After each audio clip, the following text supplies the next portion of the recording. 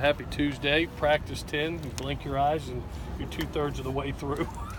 I wish we had another 10 to be honest with you, but good quality work today. Worked some blitz situations as well as some 2-minute segments. Had a good team run period. I thought Vi really looked healthy and is getting back. We got some really quality work today.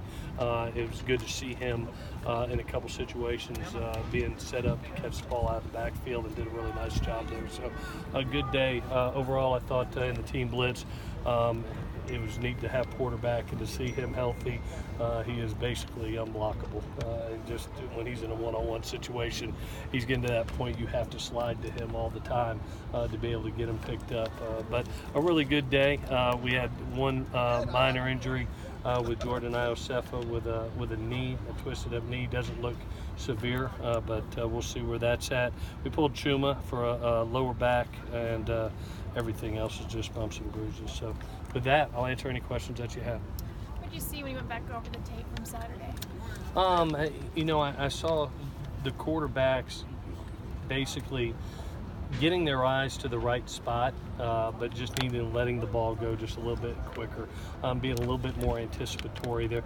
Right now, as young quarterbacks, usually like to see things open, and they're really trying to learn to throw to open windows, and that takes time and it takes reps. I saw a couple things today that I was really pleased with, especially in our team run, that I thought they fixed from a couple mistakes that they made. So it's good to be able to learn from a mistake from Saturday, try to repeat it out here today, and to get it fixed. So it was nice to see that. And everything else, I think defensively, not only are we really good, they're deep too. It was neat to see both the first and second squad go out there, communicate extremely well, no missed assignments, maybe in the entire scrimmage. So it's good to have that experience and that depth right now on defense. What has to happen to get some deep balls completed? We've got to hook up better. I think that right now, I think Pitt and Tyler are doing a real nice job. I'll tell you the other guy too that is getting open for us is Velus Jones.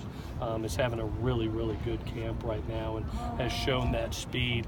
The light is on for him right now, but we've got to get our deep ball accuracy a little bit better, quarterback position. And again, I think that just comes with rep after rep after rep after rep. Brian mentioned at this point in spring that quarterbacks can maybe hit a wall, maybe as they would as a freshman season or whatnot. Do you sense that from them at all? No question. You get to practice 9 or 10 in training camp, and you've got an entire playbook in. You will hit the wall. Remember, game plans are so shrunken down that it makes it a whole lot easier. I thought he did a nice job today of going back. Now we'll just repeat. There's no new install from here on out. Now they're going to be able to have these basically last 6 practices to be able to just rehash what they've already learned, and hopefully we see corrections made and we see better results. You mentioned, I think it was last week, that you wanted to see development from the receivers behind Tyler and Mike Pittman. You mentioned Velus. Is he kind of the guy who's shown the most? Yeah, I really think that Velus has taken a step forward. He's one of those guys that has always had great speed, but is learning how to become a really good route runner too. I've seen him matched up on some really good DBs out here and had the ability to get by them, but also run his intermediate routes better than I've seen him in his first couple of years. So T's done a really good job with him. I think he's going to be in a position to help us next year, no question. What have you seen? I know it's still early. What have you seen Tim bring to the staff and to practice every day now? I tell you what's really neat about Drev, and it comes, I think, a lot from being a coordinator and having to look at all positions, and he's been that coordinator before. But to be able to take the mentality to go from an O-line coach to a running back coach, he's done both. He's been a running back coach, tight end coach, O-line coach, and to be able to have that personality that can transition from hard-nosed O-line coach to a guy that is now coaching skilled athletes. That's a rare breed, to be able to know exactly what pulls the trigger on a certain kid. Obviously, he brings tremendous run game knowledge in. I've already seen that in our meetings. He's going to do a terrific job in helping with the run game plans as well as pass protection. he's allowing our running backs to kind of get a full scope, understanding what the offensive line is doing and why they're doing it. And even said to me the other day, Coach, I'm grasping so much more. I'm understanding. I'm seeing the total picture rather than just my one specific read. I'm understanding why those things are going on. So that's what Tim is. He's a big picture guy, and he teaches them everything. So I'm very glad he's here. Is there any possibility that with Tim that there may be some adjustments in the running game scheme in terms of you've already seen some out here. You've seen a little bit of more of understanding. You saw today a little bit more under center. You saw in our short yardage goal line. You saw some of those things that Tim's been used to, as well as T. Some heavy packages, 22 personnel packages. I thought that was probably the best positive of the day offensively. Saturday was being in those 3rd and 1 to 3 situations as well as goal line situations, and being extremely efficient in converting. So that was good to see. How do you feel about the competition at left tackle? I think right now with Austin Jackson and Clayton Johnson, I think both are doing very well.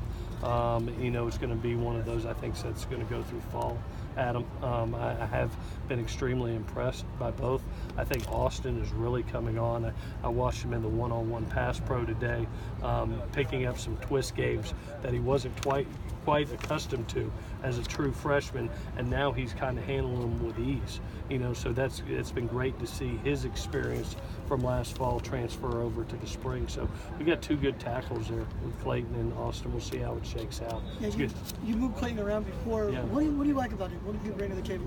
Great athleticism and the availability to go right or left. He's played both. He's very comfortable at both. Some guys get stuck at one, and some guys are right hand dominant, right foot dominant, left hand dominant, left foot dominant. Clayton has the knack to be able to do both, which raises his stock to be able to get more snaps. And he got a lot of great experience last year. Played well for us. He's one of the reasons he helped us win the Pac-12 title. That ability to kind of be that special 6th man that can go in and get half the snaps was valuable. Do you think the quarterbacks feel more comfortable airing the ball out, knowing that the quarterback competition won't be done until the fall? Oh, no question. I mean, right now, like I said, going into it, this is obviously we're always evaluating, but this is more education. I mean, we've got 15 practices. We're on practice 10 to try to see how much improvement we can go from practice 1 to practice 15. We are nowhere near where we need to be right now. We've got 25 practices in the fall, 5 more here, 30 total, and we've got a lot of good work that's got to get done. But right now, I told them, don't put the stress on yourself about, oh, I missed this throw. What does that mean for me? Let's just try to get better as a unit, get better at as a core, and compete with each other.